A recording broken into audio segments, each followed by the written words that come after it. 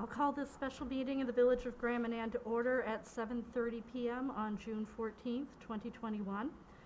We have a slight deviation from our plan tonight. We are having a special meeting just ahead of our regular meeting. We had made an error when we did the election of the deputy mayor. So in the interest of being transparent, we need to have the public vote instead of doing it by ballot. So I am going to reopen the floor for calls for nomination for deputy mayor, just so we can make sure that we have done this by the correct procedure. So with that, Councillor, yes. I'd like to nominate Councillor Fitzsimmons. Thank you. I have a nomination for Councillor Fitzsimmons. Are there any further? I'd like to nominate Councillor Turner. The nomination for Councillor Turner.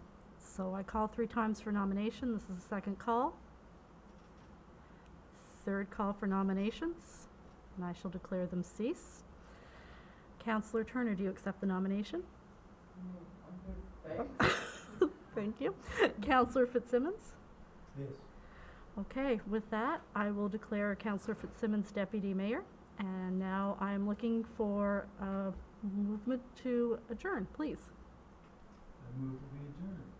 Thank you, Deputy Mayor Fitzsimmons. Do I have a second? I'll second that. Thank you. All those in favor? Contrary minded? Meeting adjourned. That was almost painless. So I guess we'll just keep rolling, Bill, unless you want to count us down in again. So I will call the regular meeting of the Village of Manan to order at 7:32 p.m. on June 14th, 2021. So for prayer, we have Pastor Ruth Fairparker.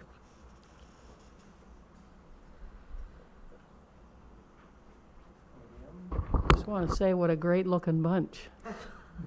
Let's pray. Lord, we thank you for these people. We thank you for this island, the abilities and talents that you bring to the table with these people, and we pray that you would continue to bless them and give them wisdom and revelation and knowledge in relation to the things that are applicable to this island. And we pray for Bonnie that as she and Roger are at the helm of this, that you would just give them extra wisdom to know what to do in all circumstances. We just thank you for what you're doing, how you've protected us over here, and we pray continually your blessing upon us. And we give you all the praise, for it's in your name we pray. Amen. Thank you. Okay, so first of all, I'd like to welcome the new council around the table. It's really good to see everyone. We had an opportunity to sit down informally last week and talk about priorities, what committees everybody's interested in. And I have to say it was really exciting to hear the enthusiasm and all the different ideas around the table. So I'm really looking forward to the next 4 years, and hopefully things will go as well as what we think that they're going to right now. I also want to welcome Esme back to the table. This is her first meeting, and she was kind of thrown into the hot water right off the bat when she rejoined the team. So it's good to see her back here with us. I'd like to send out get well wishes on behalf of everyone to our CAO who recently had surgery. We hope he's on the mend and will be back here sooner rather than later. And I guess that's probably it on my list for opening remarks, and I'll move on to disclosure of conflict of interest. And I'm going to declare on 9/1. Are there any further disclosures? Okay, hearing none, let's move on to the adoption of the minutes. We have the May 3rd regular council meeting, a May 14th special meeting of council, and the June 7th swearing-in minutes. So I'm looking for a motion and a seconder to adopt the minutes as circulated.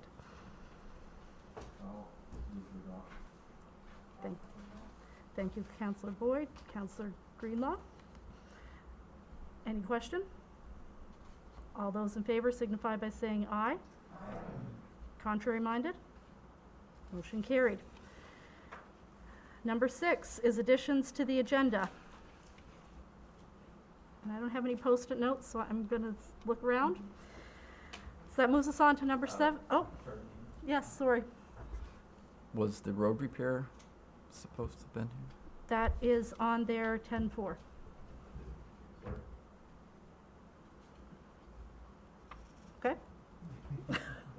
No problem.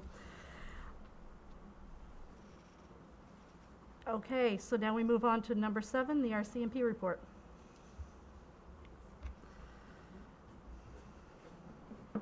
Good evening, Mayor and Council. I just want to say congratulations to all of you first, and I haven't met many of you, so just briefly, I'm Corporal Thomas Stewart at the RCMP detachment here. I just got here recently at the end of February, and coming from Alberta and before that BC, but originally from Nova Scotia. And I really do look forward to working alongside all of you to serve the people of Grand Manan as best as we can. Just quickly looking at some of the stats for the RCMP over the last month and a half, looking at May 1st to June 14th, we had a total of 116 files. In comparison to last year, the same time period, we had 71 files. So just as the last meeting I had mentioned, the file count was on the rise from last year. Same thing this time, and it doesn't, no surprise. I think a lot of that has to do with COVID. Last year was quite restricted. Now we're starting to open things up, so things are getting back to normal, I think. I did do a little bit of a breakdown on our file count there, just so you understand the types of files that we're dealing with primarily. During this time period, we had 7 files, 7 investigations for assault. 6 were for failing to comply with conditions of various releases. 14 were for mischief, which is damage to property, that kind of thing.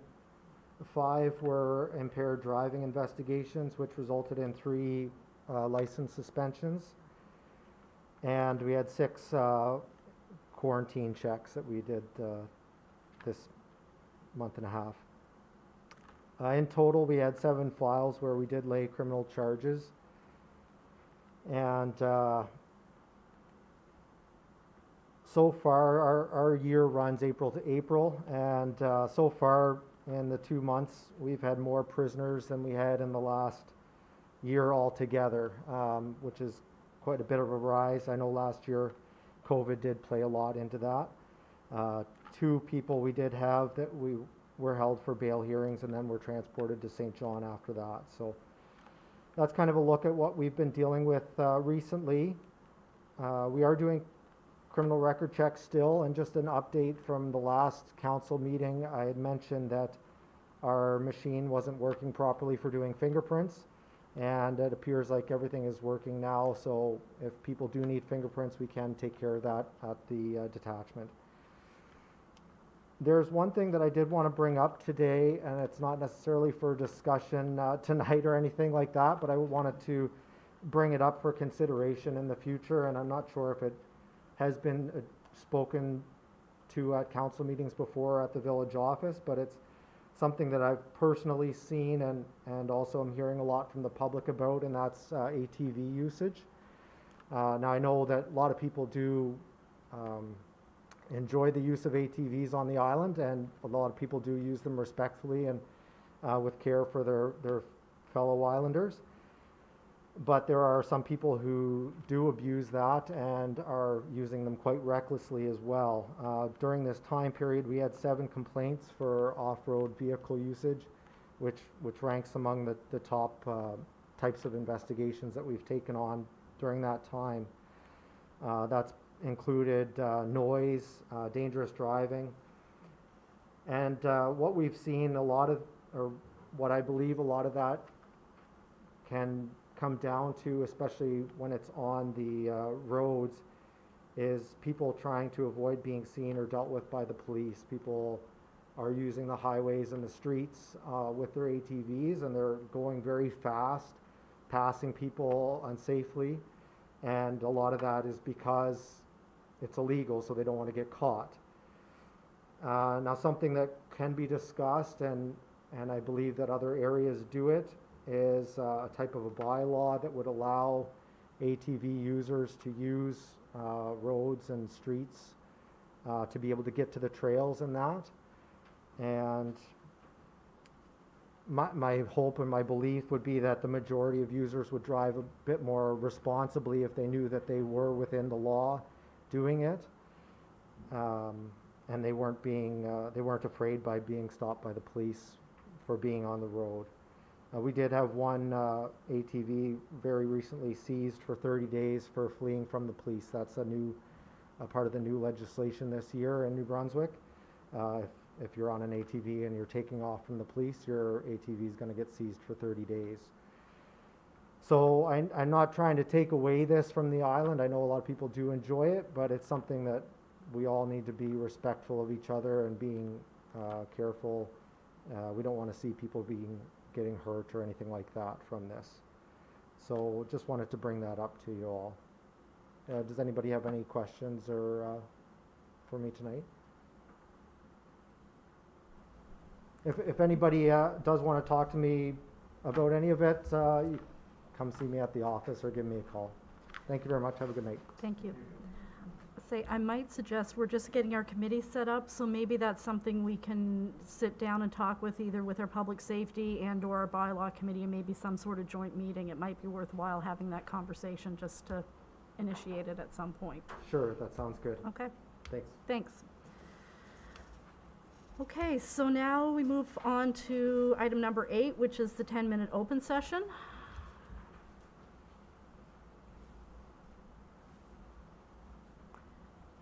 I don't see people rushing to the microphones, so I'm going to say that we don't have anybody here for that. And that moves us on to item number 9, so I will vacate the chair.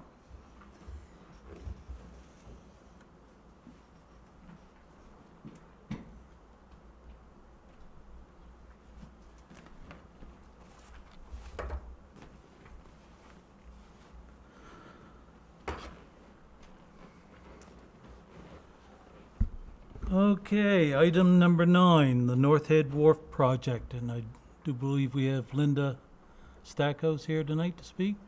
You do. Very good. All right, well, congratulations to everybody. It's nice to see everyone here. Well, just want to start by saying thank you for giving me this time to present to all of you for tonight. And I'll start off by saying I'm incredibly nervous, so bear with me.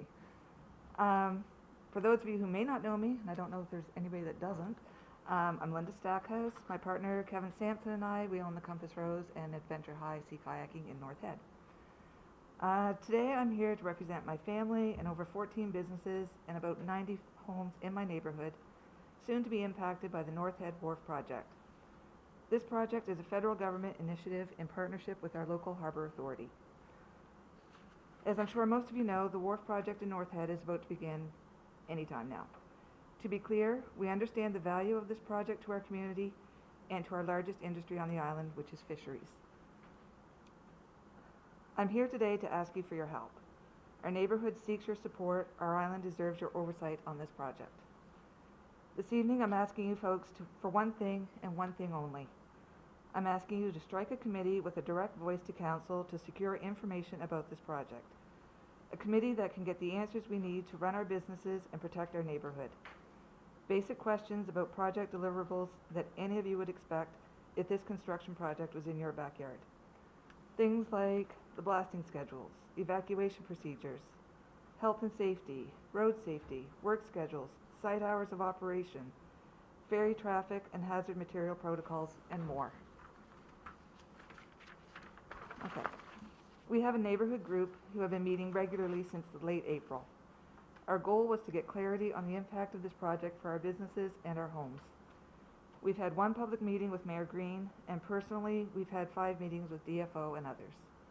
We have tried, but simply cannot get any concrete answers to our questions or clear direction. To be honest, we're just a ragtag group of concerned business owners and homeowners doing our best. We don't have the clout of the fishing industry behind our businesses. We don't have an association to help protect our businesses, and we don't have the legitimacy or the accountability that a village council committee could and should bring to the table. Please help us champion the answers that we need simply to run our businesses. We hope you value our humble business as much as the bigger players on this island. Our inn has been open and operational for over 40 years. We employ up to 10 people. Visitors and islanders alike have enjoyed our dining room.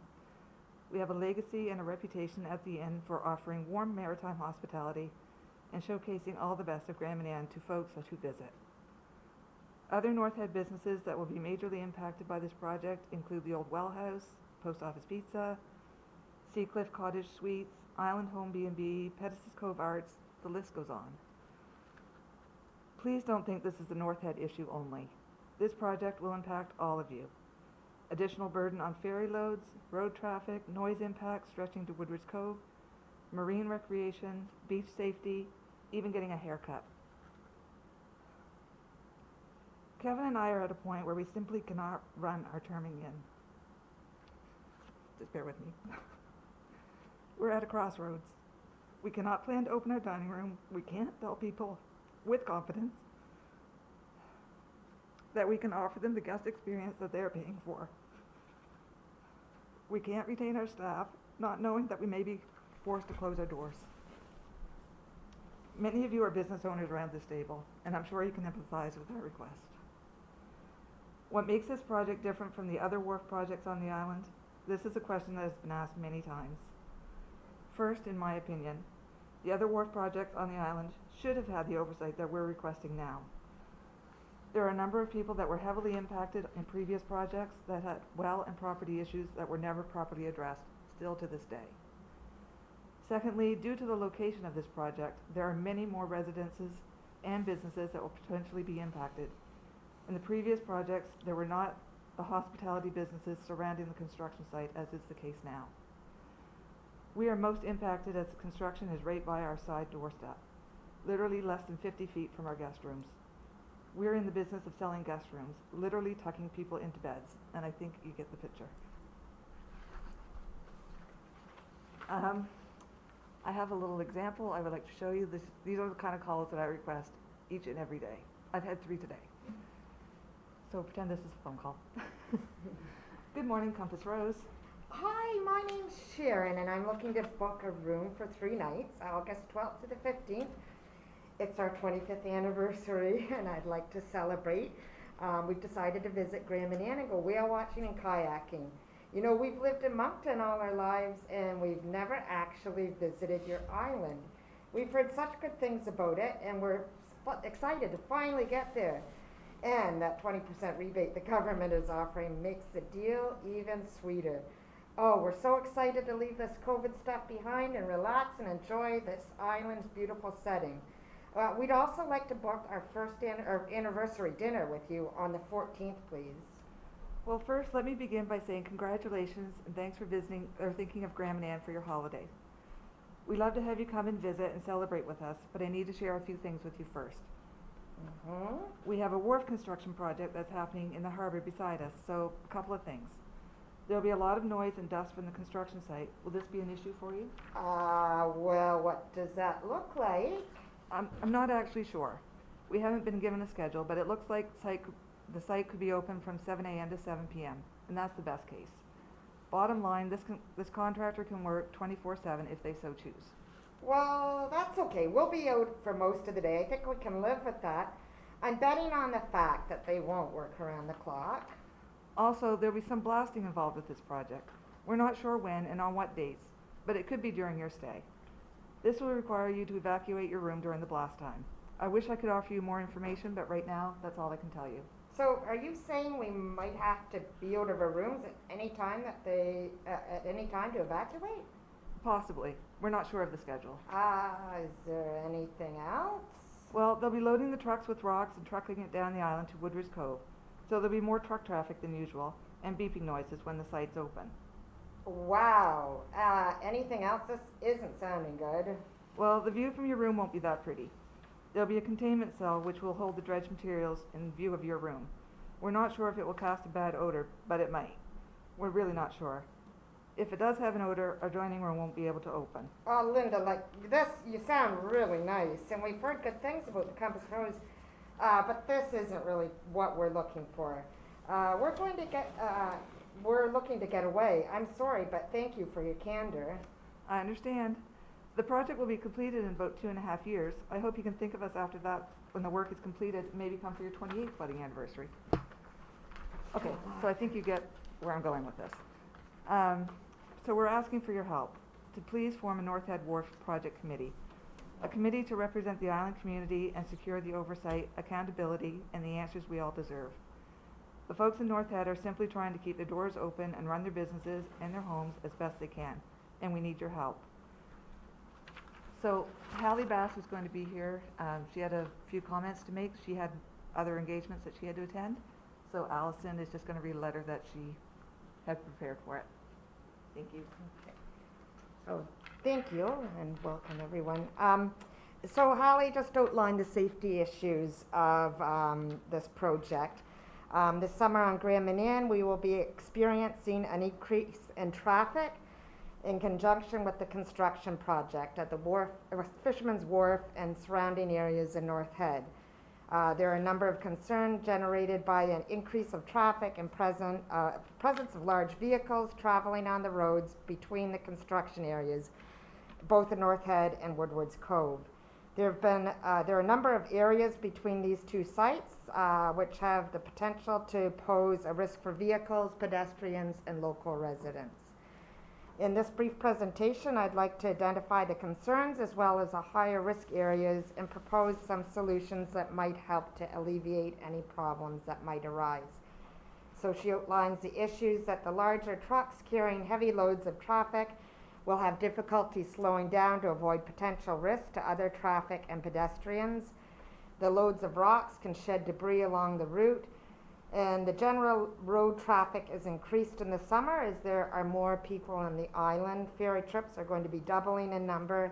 Many people use the road for walking, cycling, running, skateboarding, etc., as well as businesses. And as we know, there's no sidewalks on the main road or any of the roads.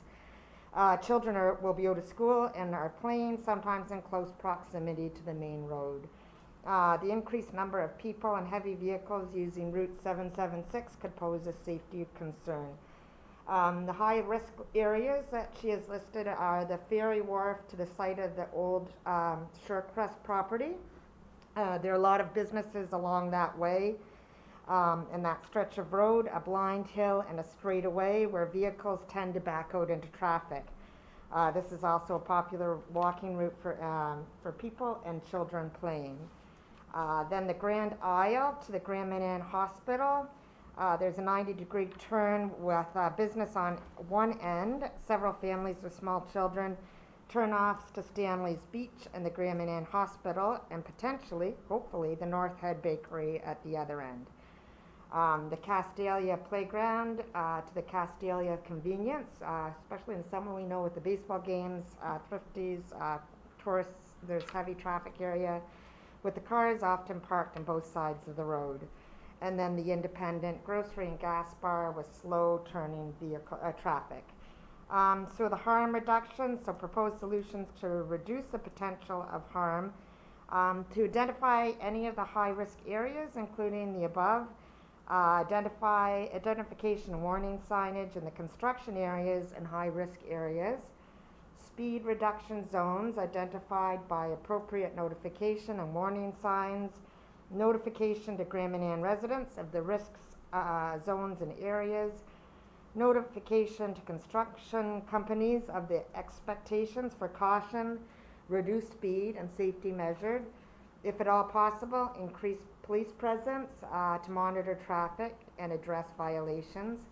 And if a committee is formed, perhaps this group could assess the efficiency of any measures outlined. Respectively submitted, Ali Bass, NP. Thank you. And I forgot I have a handout for the counselors. Do I just pass them to you? Sure. Thank you.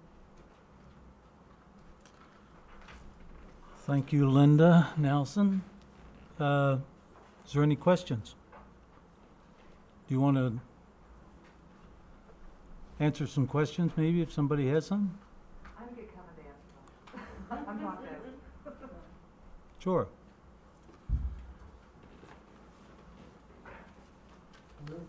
Councillor Russell? I understand there's been bi-weekly meetings. I haven't attended one myself, but are you not getting any answers from those meetings? I'm Kevin Sampson. So yes, there's been bi-weekly meetings. Every project that's been on the island has what they call stakeholders meetings. They happen every Tuesday, and that's probably going to change to Monday evening, but every week there's an hour long, or every 2 weeks there's an hour long information or stakeholders meeting where people can bring up their issues and concerns to Department of Works and Procurement Canada, and with the idea that they'll come back with some answers kind of thing. So to answer your question in regards, are we getting the answers out of that? No, not really.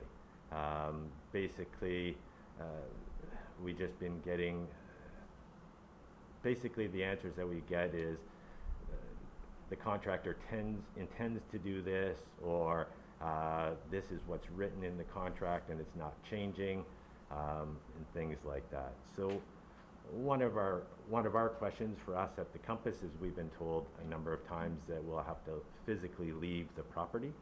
And I've been asking this question since mid-March, and we've gotten an answer this morning, but the answer isn't a very good answer, and basically saying that blasting will happen. We'll tell you to leave your property. If you don't leave your property, then it's your responsibility. So the right answer should have been, we'll do everything possible to make the site safe so that everybody can enjoy the property that they have.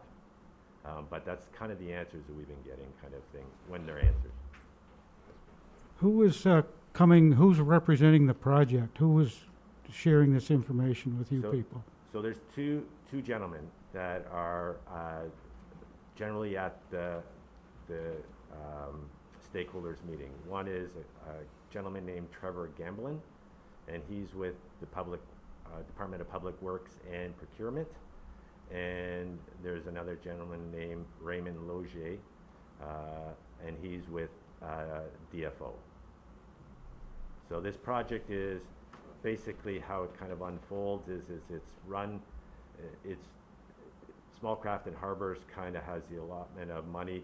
The Harbor Authority proposes what is needed on the island, and then Procurement Canada is the ones that hold the purse strings, and because it's on DFO land, the wharfs are owned by DFO, they're the ones that kind of oversee the project kind of thing. So Raymond Logier is the senior project manager for DFO.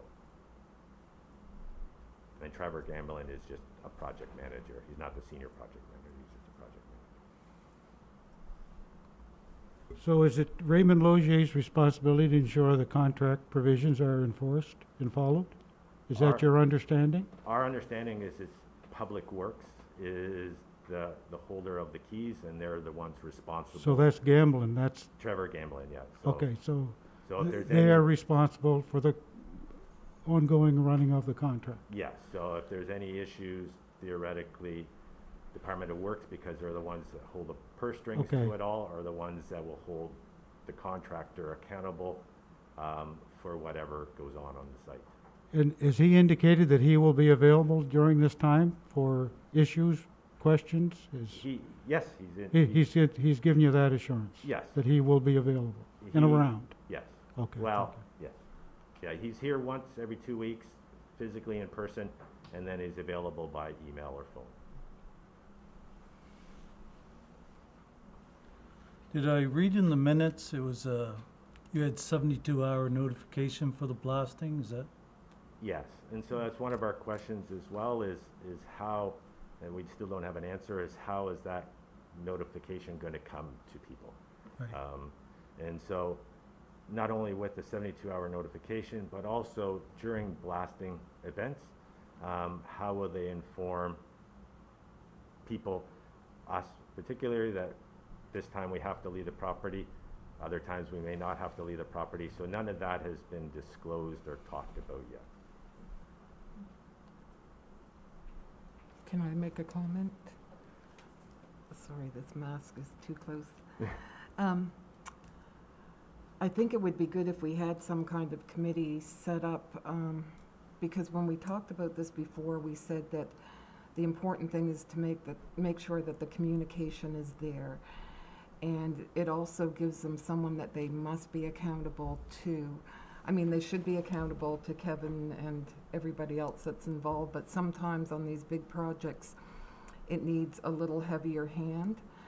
And I don't think we would be amiss to set up such a committee, and not only to keep the stakeholders informed, but also the public, because everybody knows about this project, but I don't think they're necessarily realizing the impact that it will have on them, such as like the groups of kids that play by the road, because it's going to be something where we're going to need the public to do their part. It's not their responsibility, but it's in their best interest to do that. It's in their best interest to tell the kids, you know, there's going to be more traffic or there's going to be big trucks. So it's just my opinion, but I do think it would be a good idea for us to have something in place so that if something were not to be done according to the contract, or something happened that, you know, wasn't scheduled to be or whatever, we wouldn't be sort of coming off our back foot. We'd have something in place that we could react in a timely manner, because I don't think we're going to be able to unless we have something set up right from the get-go. And it's, to me, it's more just sort of putting ourselves in place to say, yes, we're going to do everything we can to get our community through this, to get the stakeholders particularly, but the safety issues are big. I hope we can get a copy of the letter from Hallie, because I thought it had some very good points in it. But yeah, just from my point of view, I think we have a responsibility here to both stakeholders and the community to see that this goes as well as possible and as safely as possible.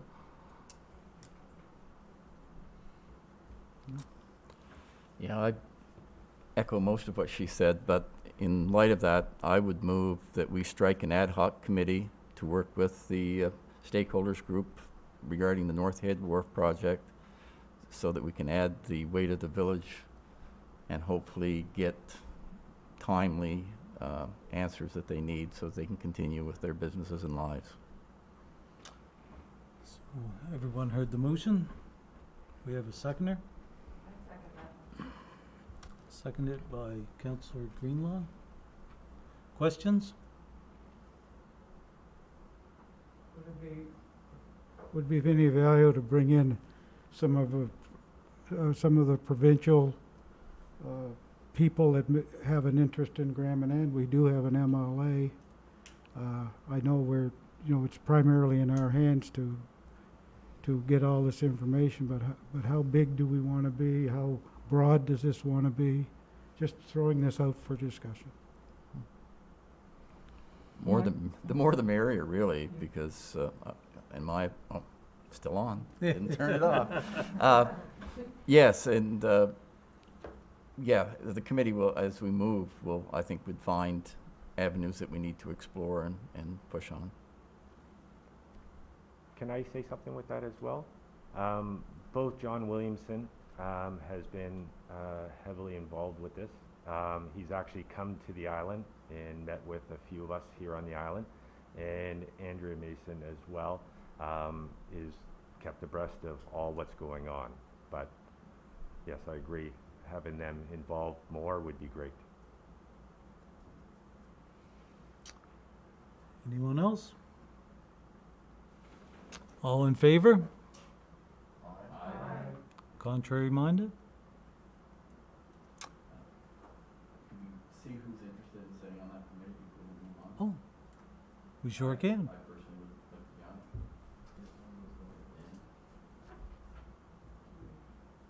Four. Yeah, I was gonna say. You're in? No, I think Jane is. Yeah. Oh, okay, I'm sorry.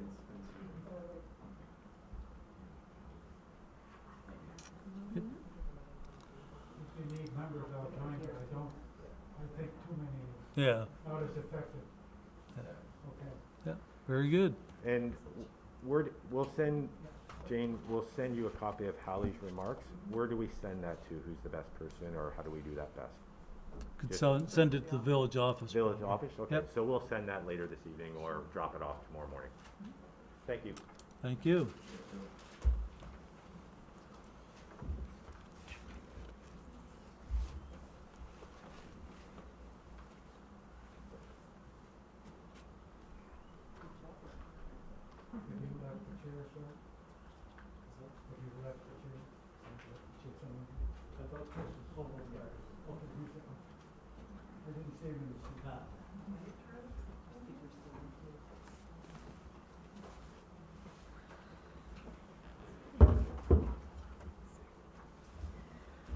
All right. Okay, so item 10.1 is the North Head Water Spring. Councillor Layton is going to speak. Thank you, Madam Mayor. I'd just like to read a letter here we received from Jerry Brown. For years, the people of Grand Manan, as well as tourists, government offices, ambulance station, fishermen, and many others have had free access to drinking water from the overflow of a well in Whale Cove. I would estimate modestly that the number of people who use this is between 150 and 200, and in tourist season could much as double that. Due to liability insurance issues based on the realities of modern safety standards, we are no longer able or interested in continuing this community service. So, Jerry added a great little plan, a bit of an idea. I think it's probably like really out of our price range, what we can afford to do maybe, but I've looked at some possibilities and I keep coming back to the business center in North Head. We could put a filtration system inside. We need to upgrade the well. I think there's a few issues last summer with the well. So it should be upgraded anyway, I think, just because we have tenants there. So we upgrade the water and we put it in a filtration system and an outside kiosk for people to use it whenever they want it. I really don't think people should have to take money out of their pocket to get fresh water on Grand Manan. I'm a little nervous. Snow removal, liability, the building's owned by the village. I mean, there's no better situation, I don't think, than that, I guess. So you need some more questions? Say questions or comments? Talking to Howard Yeah. before we come in there, and he said the well there would be no good at all. There wouldn't be enough water there. Yeah. It's hardly enough to do the offices there. I've talked to the older neighbors in the community, and they all are in the general consensus that the water table is leveled in that area. It's just a matter of digging a well. Billy Small just dug his well in August when it was the driest seasonal, and he had all kinds of water. The table has gone down. He lost his well that he had, but he dug another one, and he has all kinds of water. So I you're think it's saying an digging, easy- not drilling? Pardon me? You're saying digging, not drilling? Digging. You can't drill there because there's sand. It's all sand. Right. But it's just a great big puddle of water. Billy said underneath everybody. So I think it's an easy, cheap access, and Can we get enough water for 100 people, though? well, it's I it's don't an know. on I'm and just off wondering. switch. You know what I mean? It's not going to run like Jerry's. No, continually, but like you still, push if it. 100 people, Well, I think it's worth the effort. right. Regardless, the I'm well just wondering if there's enough water there. the so- well has to be upgraded if we're going to have tenants there. Yeah.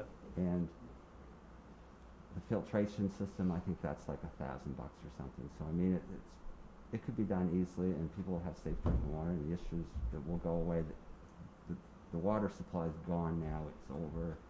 It's covered. It's buried. It's over. So if we can come to an easy resolution, it would be great.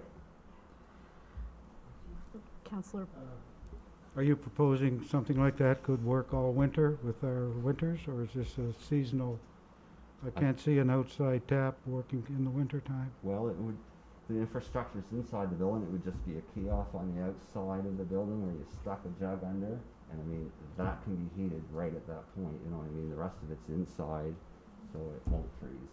If we build buildings, drill wells, we gotta heat them, we got electricity, we've got a huge cost, where this is pretty cost efficient, I think. We kill two birds with one stone.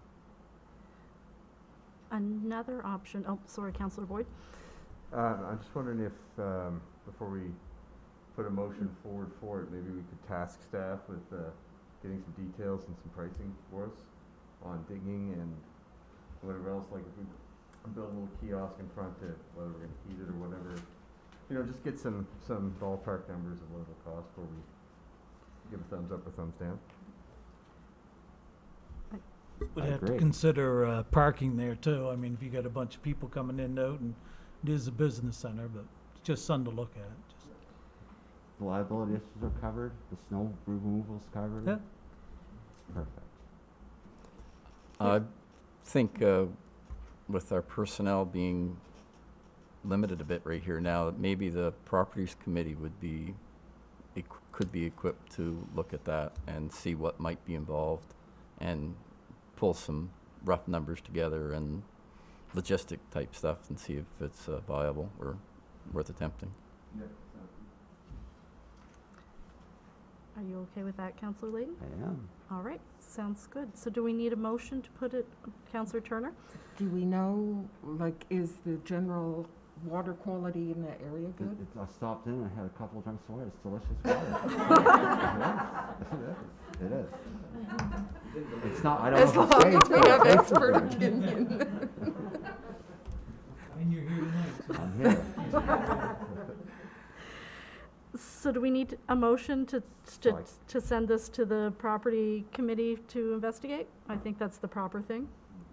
Okay. So do you want to make that a motion? I would like to make a motion to direct this file to the, what did you, The property committee? property committee, get quotes for upgrading the well, in addition of a UV filtration system and an outside dispenser. You heard the motion. Do we have a seconder? Seconded by Councillor Boyd. Question? Question. All those in favor, please signify by saying aye. Contrary minded? Motion carried.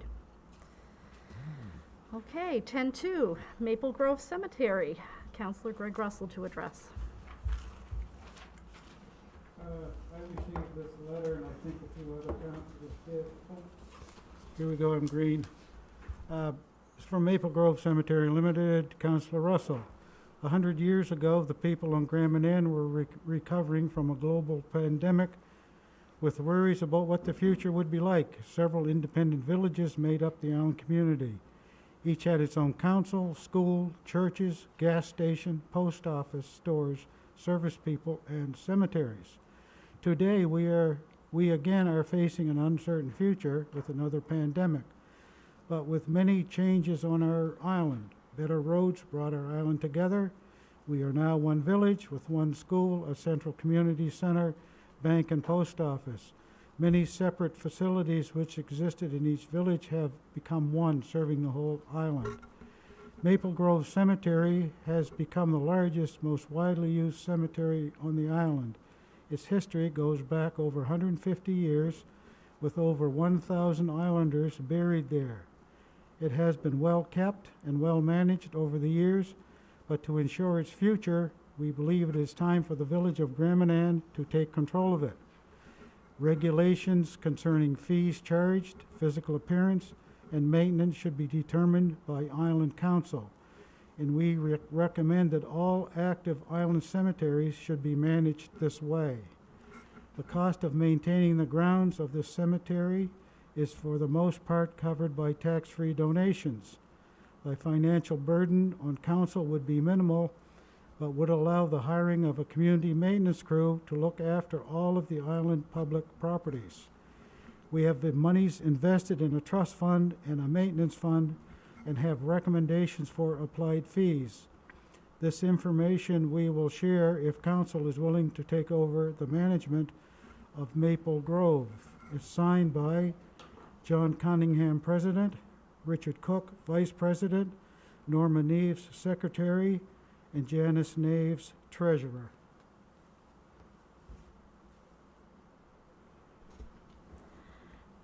Any comments on the letter? would like to know if other places are being paid for by the village. I think we talked about that a little bit, didn't we, before? Because I had mentioned before that I had received that letter as well. And then I found that there's some other cemeteries on the island that are covered by the village. So My- I think that if we cover some of them, we should be looking after them all. That's my opinion. My best understanding is that we have the I can't North. hear you. Oh, sorry, my best understanding is that we have the North Head Cemetery and the cemetery going into Deep Cove, I think I've got the right one, in Seal Cove, that we inherited as part of amalgamation. They were operated by the village of North Head and Seal Cove, so Okay. but that's, I think, how we ended up with those two. So how many cemeteries are on Manan? Aha, There are a lot, but a lot are pioneer Kinda gone. cemeteries. yeah. And they wouldn't fall under this Okay, because so how many would maybe fall under that? 5 or Maybe we could look 6? into that and just, I don't know. But I think if we're paying for some, I know they were part of amalgamation, but maybe we should look at looking after all the ones that are active or used. There would be a fairly big cost involved in this, I think. Now, he's saying that it wouldn't. But as with other things, we found out that if the village takes things over, donations seem to dry up somewhat. Anyway, we could look at it.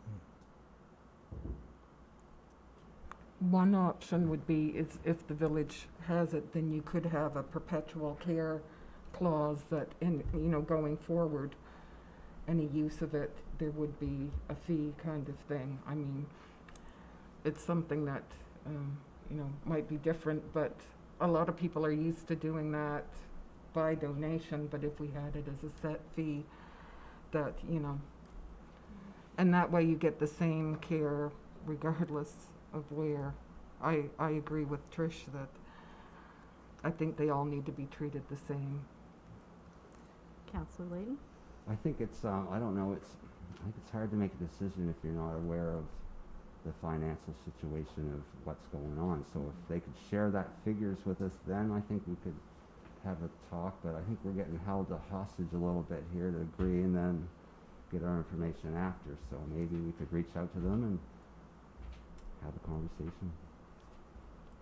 I would agree, we should reach out to them and Hillside Cemetery, there's a bunch of them.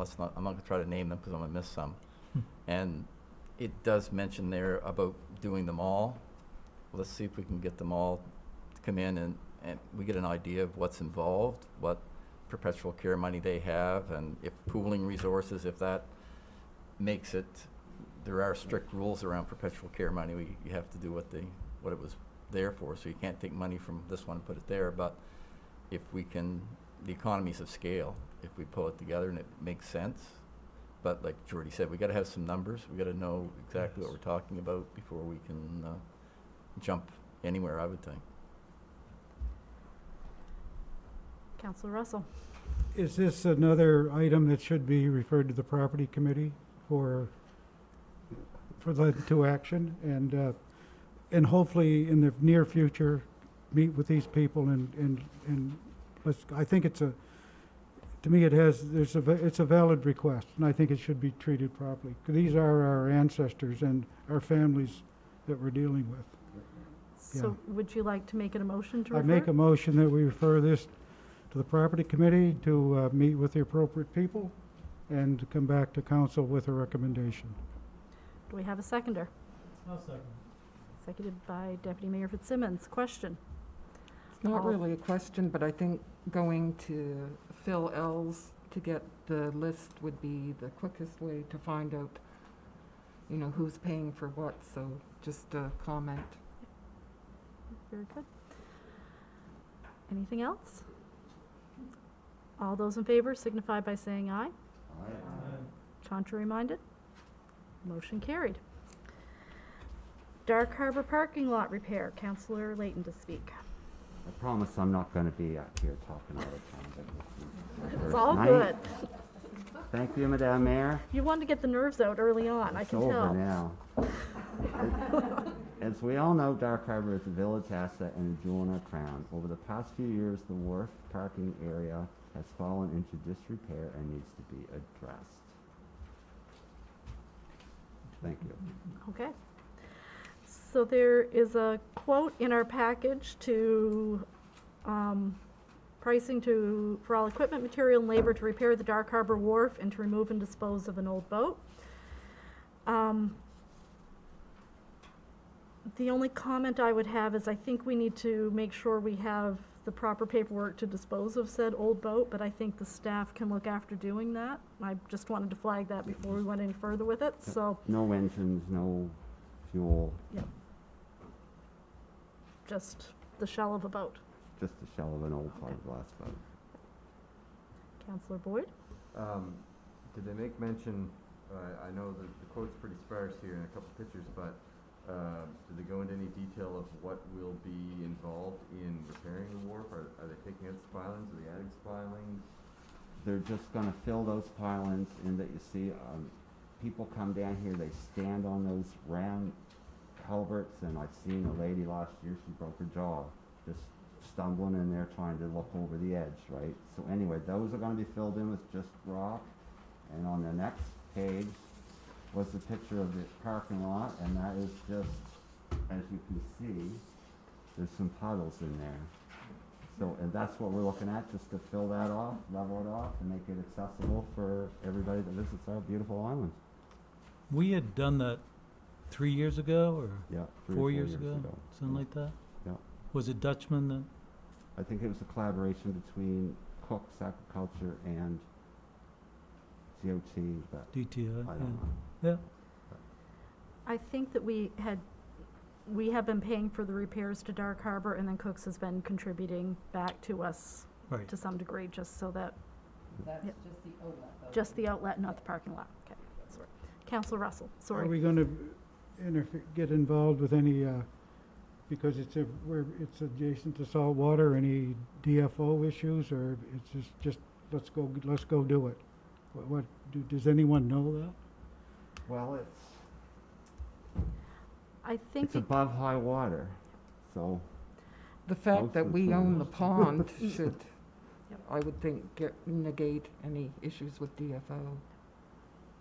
it's just property maintenance, basically. It's our own, it's just keeping stuff up that we own. There's no lobsters in those little dips or anything, I huh? had to look, I Okay. had to look. They look big enough. Yeah. Councillor Green? Just recently, the village renewed their lease with Cook's Aquifer out there. Do they take responsibility for doing any work out there as part of their lease, or do we tell them we'll guarantee a certain level of service? Or just wondering how that was worded, I guess. We look after the maintenance of the outlet, and I might get the treasurer to help me if I veer off course here, because I can't remember the lease details exactly. But we look after the outlet, and I think that they make contributions back to us, if I recall correctly. They reimburse us 50%. Yep. It's about $15,000, so maybe that's about 7,000 or 8,000 for that, and Yep. that's all we get from them. Yep. There's ample funds, I think, from the lease to take care of this. Yeah, I didn't know if the wharf, if that was contractually an obligation of us to maintain that to a certain level, or if we gave them a good deal on the lease, so, and they were gonna maintain it, that type of thing. DOT plows down to the end of the paved, and that's it. They don't go onto the wharf or anything. That ends at the end of the pavement.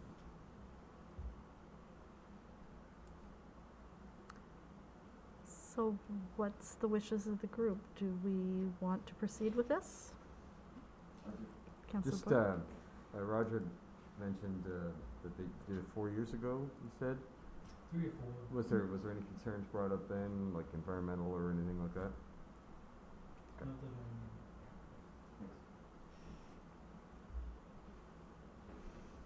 So would you like to make a motion to proceed? Based on what we discussed, I would like to make a motion to accept Dutchman Construction's quote and proceed with repairs to the Dark Harbor parking lot. Do we have a seconder? Seconded by Councillor Brown. Question? Could we maybe get, I don't know if we need to give our finance person, a day or two to look into this, or if we have the funds on hand, or if she needs to move monies around, or what I have you? was just looking, and we have money in general DOT maintenance that we haven't touched, so $8,000, we could use that money.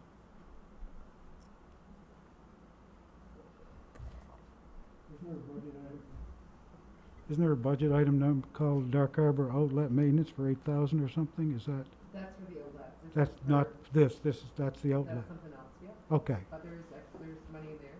okay, thank you. General DOT, if you wanted to use that. Any other question? All those in favor signify by saying aye. Contrary minded? Motion carried. And I assume as part of that, we'll ensure about the proper disposal of the boat and the ownership and all those things before we do. Okay. Yes. Good. So I guess I'm up for 10-4, which is the Department of Transportation, the Millbrook project, and then the 5-year plan. Millbrook is basically the up on Dock Road that is currently barricaded. Because we share 50% of the expenses with DTI, they have given us a price to repair. The solution that they're proposing is to replace the existing structure with a steel stringer bridge. This is a standard design with concrete abutments, steel stringers, and a 16-foot opening and a timber laminated deck. This type of solution is used by DTI on maintenance projects and is extremely cost-effective. The overall price estimate is at $150,000 with a cost share of 50-50 between DTI and Manan. I had spoken to Tyrone last week. We were just sort of, this had come up. He was looking for approval to go ahead with it. So, and it's obviously a non-budgeted item because when we did the budget, we didn't know the road was barricaded. So I understand from the treasurer that there's money somewhere we could tap into to cover potentially. I can check with our accountants to make sure, but I think we have money in our bonds and our capital reserves. Okay. I'm sure we could use that. Okay. Any comments on the road repair for the Dock Road? Councillor Russell. What are they suggesting a timeline for this to get completed? Because I know it's something that should be done. They're doing it in-house, and while he didn't give me a specific timeline, they're waiting for our go-ahead to start work. Oh. So I'm not guaranteeing it will be, but they are, that's the holdup right now is our sign-off on it, so. Any other questions? Councillor Green? Stopped in there and had a look at that on Saturday. I was amazed at the size of pipe underneath that road. It's about 6.5 feet, so it's collapsed some, so it was probably at least 7 feet, and it's ovalized a bit now. So for putting in this type of structure, it seems maybe a bit high, but where we're paying 50% of it, you know how we all like to have someone else pay half the bill. In long term, I think it'd be a good investment for us to accept their proposal on that. So are you making that a motion? I would make a motion that we authorize DOTI or DTI to commence work on Millbrook repairs. Heard the motion. Do I have a seconder? Seconded by Councillor Russell. Any question? Councillor Boyd. Sorry, I just missed the last thing, that I guess Madam Treasurer said there about,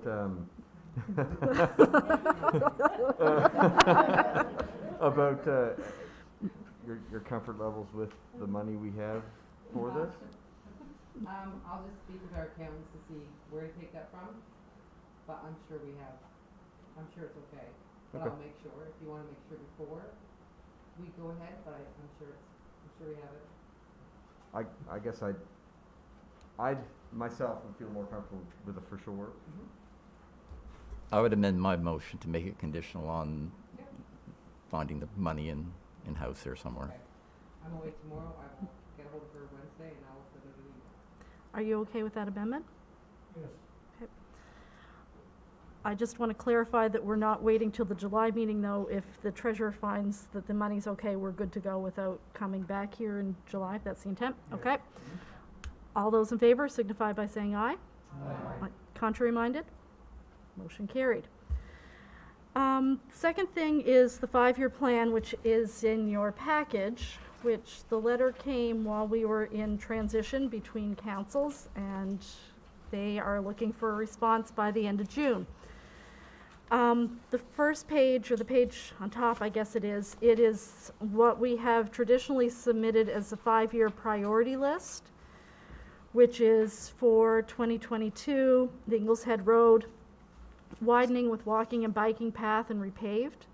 Route 776, shoulders widened with walking and biking path and repaved, and the Deep Cove Bridge.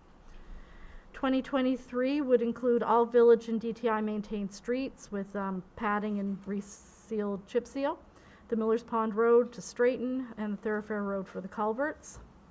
And then 24, 25, and 26, it's a list of the roads respectively for storm drainage and bushing that are below. And I'm not going to read off all those roads because I'm not.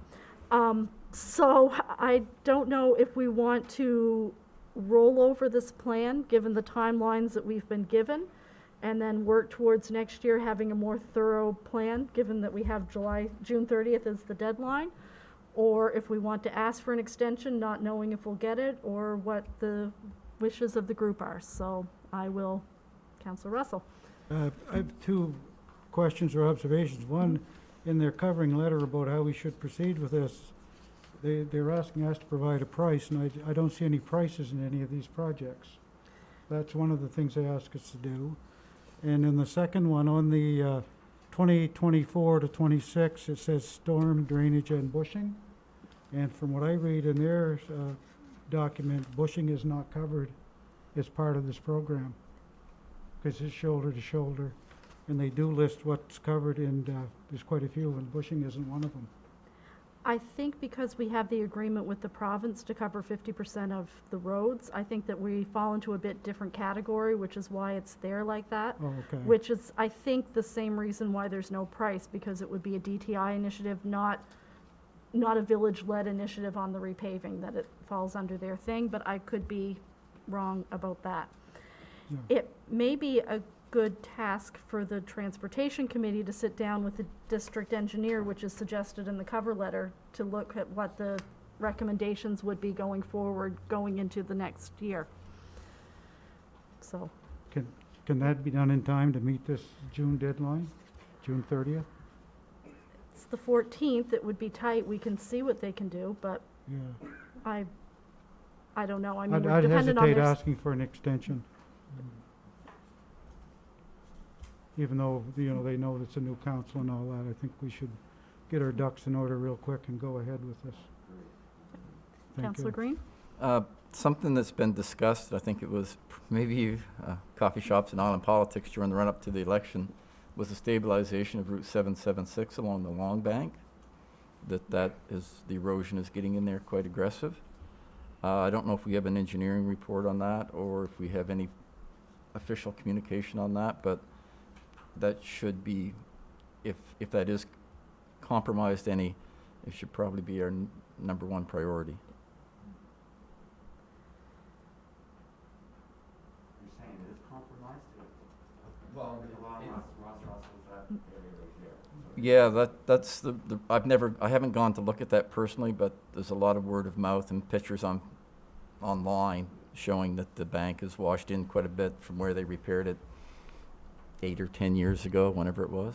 I walked that beach from Castelia up to dock a couple of times this winter with the dog. I was surprised at the amount of erosion that's along that bank. I was really surprised.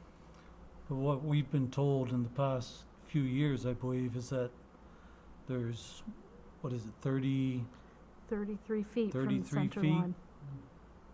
from the center line, and they keep telling us it's not there yet. Exactly, exactly, but, If it gets there, it'll be too late. yeah, well, exactly, yeah. But that's what we've been told. Councillor Boyd? So the work Dutchman did around the Castilia Ball Diamond last year, maybe this year, I'm kind of spacing on the timeline, was that to defer some of this erosion, or was it a different project altogether? It was for the erosion, but it was for the erosion around the ball diamond, not the road.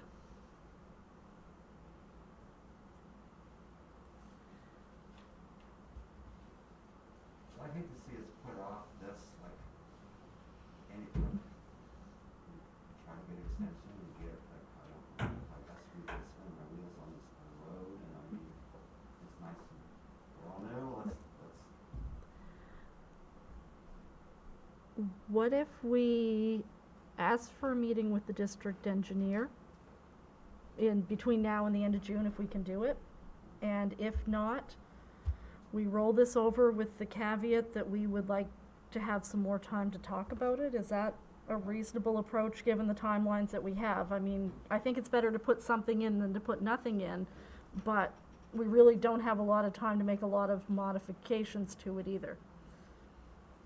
And some of these things have been on here for 20 years. Yeah. I mean, because it's a 5-year plan, doesn't mean it's all going to happen in 5 No. years, you know? No, It's a piece of paper. exactly.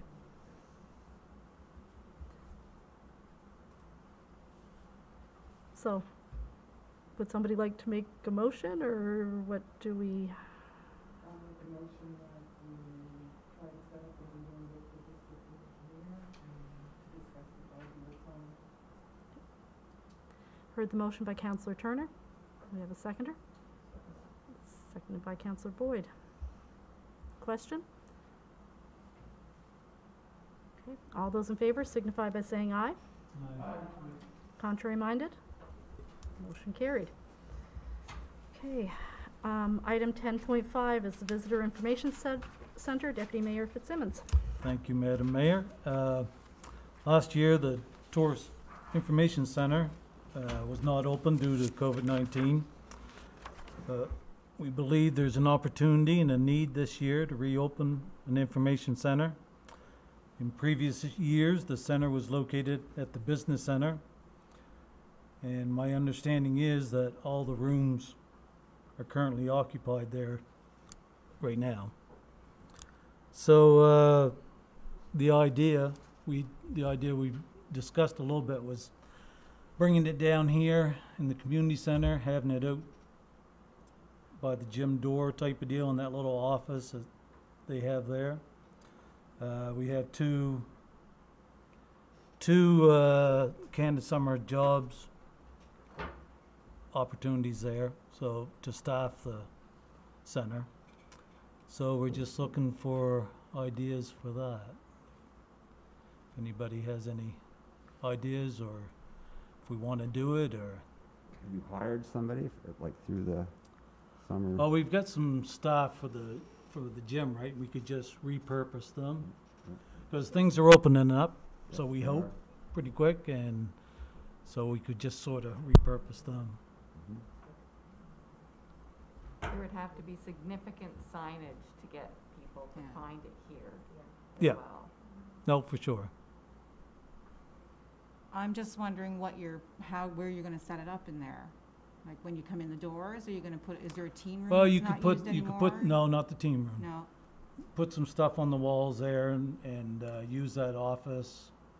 okay, that's not a very big area, though. It's not a very big area, but Yeah, okay. it has access there, and there's a button you push if you want to come in, so you can sort of limit things. Oh, okay, You don't yeah. just have the doors wide open, everybody comes in at once, but you could. Well, it'll get tourists farther down the island. Yeah, I mean, like I say, it's just something maybe for this year, and then Yeah. next year, maybe we can, Yeah, because it is a little time sensitive, but. okay. Ultimately, it should be up close to the fair, I would think, but I like this. Yeah, but considering last year we had nothing, Yeah. this year time is, Let's have a little we are fun with it. constrained. That'd be great. And if there is good signage, and if we get our Economic Development Committee to meet with tourism and all that this fall and make some definitive plans, or help them come to some definitive plan how to best promote and, cite something like that, it's probably our only option if we want to have one this year, in my opinion, unless someone's got something else that we haven't heard about.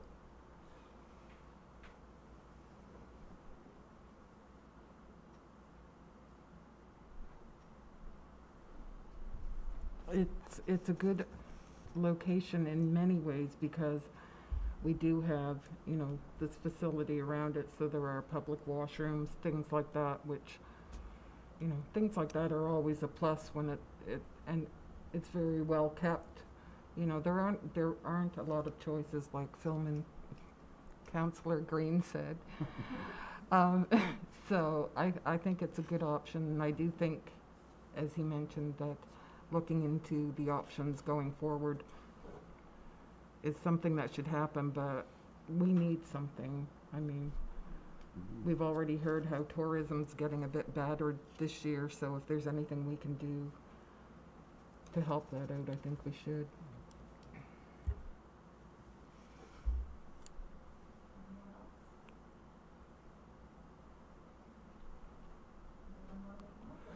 So I'd make a motion that we open the Tourist Information Center here at the Community Center.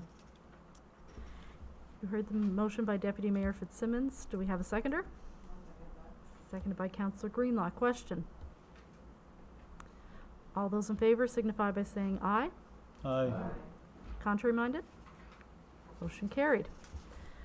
Okay, item number 11, the Recreation Director's Report. Mr. Rayner.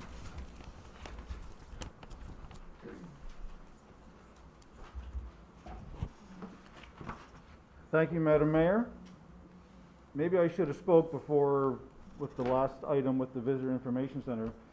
Deputy Mayor Fitzsimmons and I have spoke about that before, and one thing to keep in mind, if we don't meet our July 1st deadline of our Phase 2 of our Pathway to Green, that won't be able to take place because the fitness center staff will still be required to do screening and contact tracing there and all the disinfecting of the equipment that they're doing now. But if we reach Phase 2, that'll alleviate that. It'll give us more options to bring people into the center according to the Path to Green as well as our COVID manual for the community center. So, again, if we meet that, we're good to go. If we don't meet it, it may be a matter of postponing it until we meet that deadline. I know we're at 74.8%. We're not sure why they wouldn't give us that 0.2%, but so it'll all depend on that. So anyway, the other night we met during the swearing in. That was kind of a non-role of mine, so I would like to take the opportunity right now to introduce myself. My name is Chris Rayner, and I am the Recreation Director for the Village of Grand Manan. I thought this would be a good opportunity where we have so many new faces sitting around the table just to give everybody an idea of the roles and responsibilities of the Recreation Department. So I've just kind of made a list of all the things that we've done. So the role of the Rec Department basically is to manage the day-to-day operation and maintain all municipally owned recreation facilities, which would include the Grand Manan Community Center, which inside the community center we have the community gymnasium as well as the fitness center. We also have the community arena, which is run 7 months out of the year from September through till the end of March. Up until last year, and hopefully moving forward maybe another year, we have the Grand Manan Community Pool as well. The sports fields, as far as maintaining and operating and running on the day-to-day, we have the ball field at Castalia, we have a ball field at Victoria Park, there's a ball field at Windsor Street, and also an old field at Alexandria Park that hasn't been used for quite some time. And we also had an agreement with the school in order to use the soccer field when there was a soccer program running. We maintained the lines and mowing of that for the summer season for them. We look after the new outdoor recreation courts, which includes 2 tennis courts, 3 pickleball, and a full-size basketball court at Victoria Park. We maintain and try to improve and upgrade our playgrounds. We have a playground at Alexandria Park, a new toddler park at Castalia, Victoria Park has a playground. We have the new park at the Sealcoat Sand Beach. We also have the picnic pavilion at Victoria Park as well. We look after the mowing for the municipal properties. Those properties include Alexandria Park, the Business Center, Castalia Ball Field, Castalia Park, Thrifties, the Community Center, the Grand Manan Fire Department, Victoria Park, the Victoria Park Ball Field, as well as the airport. We do look after some of the solid waste with the new garbage receptacles that we have, since the village bought new cans a couple years ago. So we look after putting the receptacles out in the spring. We maintain the receptacles if there's any damage that some new ones need to be placed, or with the garbage contract, if that person has any suggestions on ways to improve some of the services, we also have a few cans that we can put out extra, or locations that may not have one. If community members come in and say, a lot of people are walking down the thoroughfare, it'd be nice if there was a garbage receptacle at the thoroughfare, we can take one down and put it out. We also collect some garbage. We look after the receptacles that are at the Castalia Ball Field, the Victoria Ball Field, the picnic pavilion, as well as the outdoor courts. And as most of you know, hopefully in the very near future, we will have the Grand Manan Skate Park to add to the list. So that's just kind of a rundown of the responsibilities of the rec staff. So as far as my report for tonight, with the new playground in Sealcoat being complete, we've added a new structure to Victoria Park as well. Now that those are finished, we're moving on to the next big project, which is the skate park.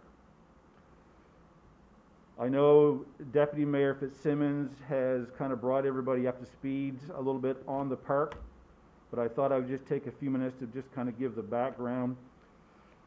As you all know, a few months ago there was a young boy that came with an idea of a skate park. It moved through very quickly. There's a lot of funding come through. We applied for funding with the provincial government. We received that funding. So in order for the project to take flight, the main goal here was to try to find the most cost-effective way to bring a skate park to Grand Manan through utilizing the old equipment that we had that's been up to the C&D site for, this is the question, no one seems to know how long. Everyone kind of seems to think it was only been 5 or 6 years, but time seems to fly. I think it's been more like 12 or 15. So, and with that, one of the most expensive parts of the whole thing was where to put it. So it made the most sense to try to find a piece of property with an existing paved lot to place this on. But kind of since then, I guess there's been some conversations, and also there's been some savings, because the initial project was going to have some equipment coming in from Ontario. We've now changed that process. We're looking at building things locally. We're working very closely with the new owners of Home Hardware. They have given us a substantial rebate on material. I don't like to say how much. If anyone would like that number after the meeting, I'd be surely gladly to pass that on to you. So all that being said, we find ourselves in a position that we have a little bit of money left in the budget, and we think we now can afford the asphalt. So now the question is, where would the best location for that skate park would that be? And I know most of you know there's been a bit of a battle with the removal of the farmers market from North Head. I work close with the farmers market committee and trying to find them a best location. And right now, as of this weekend coming, their first market is going to be here at the community center. But because the skate park was initially put in over in the far corner, kind of off to the side over where the CAO parks, that was kind of a spot that was pegged. It would be a great spot to put the summer market. That way there the vendors could put the permanent structures in like they had up at the business center. But because we were using that for the skate park, that wasn't an option. But it seems like now that may be a bit of an option. There seems to be a chance to bring the skate park as well as help out the farmers market. So I think that conversation needs to be had to see where the best fit would be. It seems like Victoria Park is becoming our island's recreation center. When the community center was built, 4 or 5 years ago, part of the process when we were doing the wellness center was we wanted to know what things would look like in 20 years. So we come up with a plan to turn this area around the community center into our key recreation area, which would include ball fields and playgrounds and skate parks and walking trails and outside gyms and all that stuff. But part of the process with the wellness center, we learned that 95% of the property's wetland is unusable. So now we kind of had to change our focus. So all of a sudden we upgraded the ball field in Grand Harbor at Victoria Park. We put the new outdoor courts over there that were supposed to go here. We've added 3 pieces of equipment to the playground. So it seems like Victoria Park is going to be our new hub. So the question is, where is the best spot for the skate park? I guess with the new committees coming out, that would be a good first task for the Recreation Committee to come in and make those recommendations to council about moving forward. But the thing is to try to get this done in a timely manner so the kids can take as much advantage of the summer season as we can. The problem we ran into last year with the outdoor courts, we started early in the spring hoping to be able to get them done in a manner that they could use them all summer. I think by the time they were through, it was October. So we missed that season. So the Sealcoat Playground, even though it is complete, there's been a few complaints come in, not so much complaints, but what's happening is sand shifts on a beach. And when the playground was put in, they chose not to go with a protective surface. Normally there's 12 inches of pea gravel or mulch or rubber that goes in for the protective surface. They chose to use the sand at this location, which is great. It didn't cost anything, it was already there. But the trouble is, you've got 200 years of material under that keeps working its way up, and as the winds blow, the sand is shifting from side to side and front to back, exposing rusty nails, pieces of metal, beach glass, like sharp beach glass, not just the pretty pieces that everyone goes to collect, but newer, sharper beach glass. So when we finished the playground, staff took the time and went over and raked the whole thing, making sure it was safe. Well, it wasn't 2 weeks later, pictures started coming into the office of all the stuff that they were finding. So what's happening is the community has kind of come together. They've gone down with metal detectors and different kind of rakes in trying to come up with all this stuff. So for right now, I think one of the important thing is for the village to post a sign basically saying, due to shifting sands, the protective surface is recommended to wear your shoes, your sandals, not run around in your bare feet. Because I don't think it doesn't matter how much you go over that. I think it's going to be a continual basis of stuff showing up from underneath through the sand. The new outdoor courts, we've had an issue there as well. Vandalism. Kids with idle time, I guess, making things a little bit of a challenge. So unfortunately, we had to lock the pickleball in the tennis court. That was the last thing we wanted to do. Those courts were built for the community, and we love when families just show up at the park, go down and to play pickleball, try tennis, or whatever. But to protect the village asset, which was very expensive, we had no choice but to lock the court. Cameras were discussed. So what we did the first of the week, there was actually a camera at the pool. We've got it working. We got it turned around and zoomed in. So now on the monitor, we've got a 24-hour run PVR. So what it's doing is it's videotaping the entrance to all 3 courts to give us an idea. Next time, if there is any trouble, maybe to help narrow it down. But the camera isn't ideal. It would be nice to have something a little more, I mean, that camera's probably 20 years old. I mean, something a little bit more modern, something a little better zoom. These ones are motion censored, which with being that far, it's a hard time to pick up the motion. So we might want to look at that as well. The ball fields, this is the most the ball fields have been used for quite, I think I started ball with my kids in the early 2000s, and I never remember the ball fields being used 5 nights a week. We have both Castalia and Grand Harbor going full capacity, Grand Harbor being 5 nights, Castalia being 4 nights. It's great to see the amount of use, but like everything on Grand, everything comes in cycles. There might be a big use now, 10 years down the road, it might be down, and then it's gonna come back up again. We've seen it in all the sports, whether it be hockey or basketball. But one thing I was thinking when the North Head group was speaking, when this group gets together to meet with the construction team, I wonder if it makes sense for them to know that on Monday night, you know, Tuesday afternoon, Thursday night, we have Little League at Castalia, which means there's literally 35 or 40 kids running around all through the vehicles. You got vehicles parked on both sides of the road, so it really is a safety concern. So I wonder if we'd be able to work with them to let them know kind of the schedule for areas like that that has that kind of congestion. As we know, I mean, Thrifty's in the afternoons. We were up there this afternoon doing the Castalia ball field, and Thrifty's was open, and you can't even find anywhere to park. So it's something to keep in mind for sure. Anyway, that's the end of my report. If anyone has any questions, I'd love to answer them. Councillor Russell. Couple of questions. A while ago, you shared some information that sounded quite encouraging about Grand Harbor Pool, resurrecting Grand Harbor Pool. Is it possible that you could put together a report for this council on what the potential costs might be, some timelines, so that next summer, in June, our kids are swimming in Grand Harbor Pool? Which it might include, just a thought, I thought of this today, may include a well or two. If Grand Harbor Brook is a water problem in dry summers, we may even consider a well or two for water.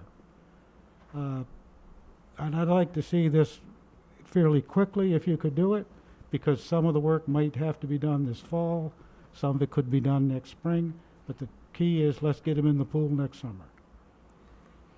Sounds like a good job for the new rec committee to me. Didn't we had a projection of, to run the pool, have it up to par for a year, and then if we had it for 3 years, didn't we, like, just a few years ago? So it shouldn't be terribly outdated.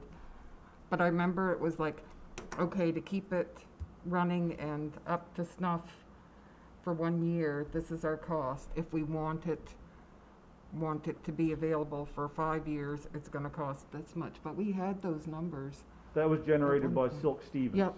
Yep. Silk Stevens was the engineer firm that was hired to design the wellness center.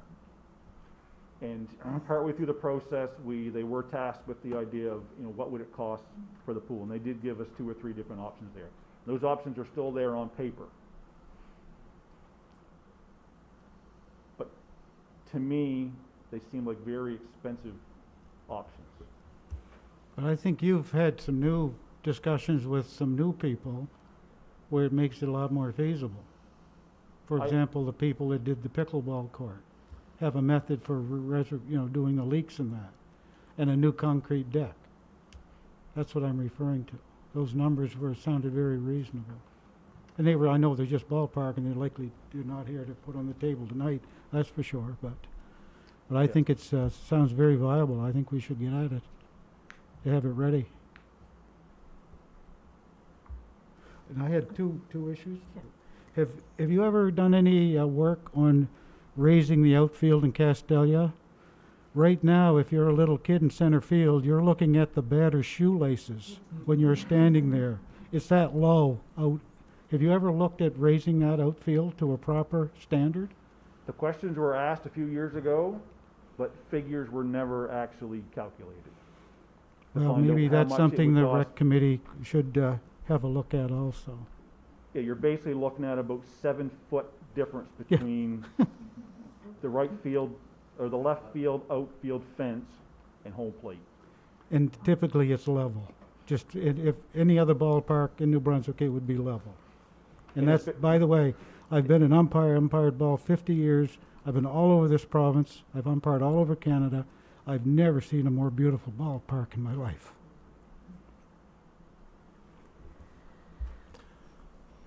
Are we gonna share with the island what's rolled up out in the hall there? Oh, the Moby map. Yes. The Moby map. There was a presentation at the last council meeting by Lindsay Frost. Her presentation was she found the Moby mat. Basically, it's a mat that will roll down across the top of the beach to give wheelchair, stroller access to the hard packed sand. It gets people through the soft, dry sand down to the harder packed sand. So that did arrive. Council did agree to go with her proposal. It was brought in. I think there's a couple different places that use it: Charlottetown, PEI, and somewhere else, Parley Beach. So we have one. It's sitting right here, and we will put that out, I think somewhere early July for the summer season. And they were looking at, I mean, it comes with, I think, I haven't really looked a lot about it. It comes with some anchors in order to anchor it down. It's 50 feet long. Of course, there's concern there about four-wheeler, like everything, ATVs, motorbikes, people, kids, teenagers, but They assured us that that would take it. They would handle the four-wheelers, but it'll be a test. so it's there. We will put it out. I think Lindsay had a committee that was going to kind of look after it some, and we agreed to roll it back up at the end of the season and store it in our storage. So. Okay, so we're going to defer or put the pool proposal and the Castalia Ballpark. We're going to task that over to the rec committee with the rec director to put together some numbers for us, come back at some point. Are there any other questions for Chris while we're here? Thank you, Chris. Councillor Layton looked like he was going for his mic. Well, I was just wondering, I don't think you probably got the time to take care of the cemeteries, do you really? Was there no further questions? Thank you. Thanks. Okay, moving on to item 12, which is approval to pay the following invoices from the general operating fund. We have Island Home Hardware, the monthly statement of $3,589.97. We have Beers Neal for the final audit fee of $6,325. Silk Stevens for the Long Eddy deck, $2,875. Dillon Consulting for the Manan Professional Plan, and that's the Rural Plan Project, is $2,875. And Dillon Consulting, again, for the Manan Professional Plan for $3,450. So I would be looking for someone to move and to second the approval to pay those invoices.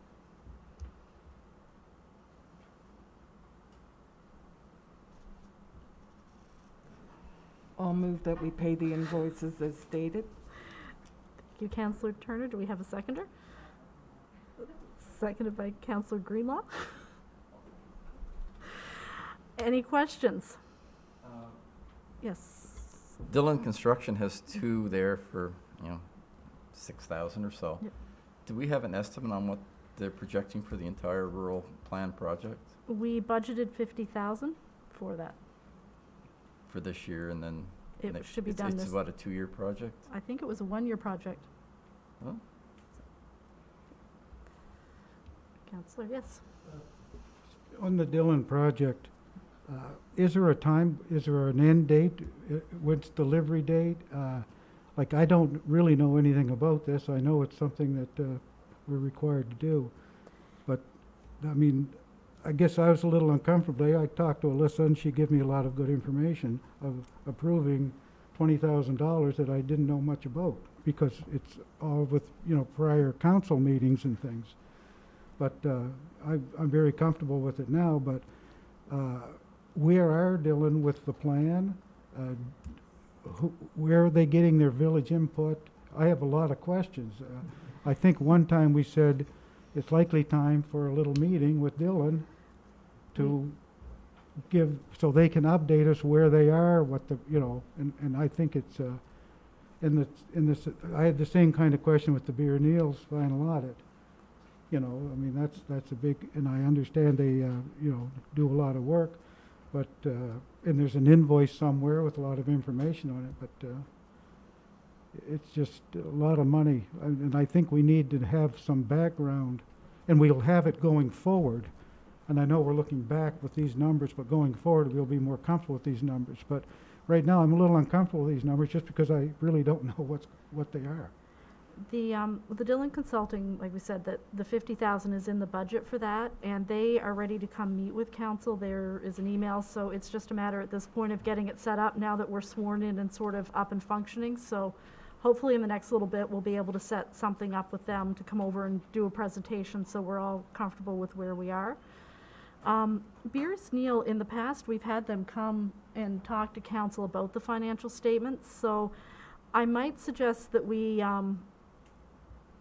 refer that to the finance committee for now to have a look at the financial statements and maybe come back, see if we want to have a full meeting with council and go from there with Beers Neal, if that makes sense.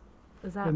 And the Silk Stevens invoice, I understand, it was for the engineering Yep. component of the deck at Long Eddy. Correct, Okay, yep. thank you. Any more questions?